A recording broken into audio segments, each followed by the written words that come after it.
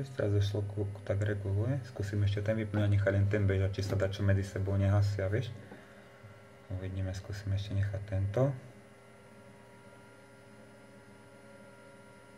Tam je software chyba, nie to z voltov na sekundy prepína. Čakaj, urobíme takto, že tento vypneme. A necháme len tento bežať. Že či sa neovplyvňuje nejakým spôsobom.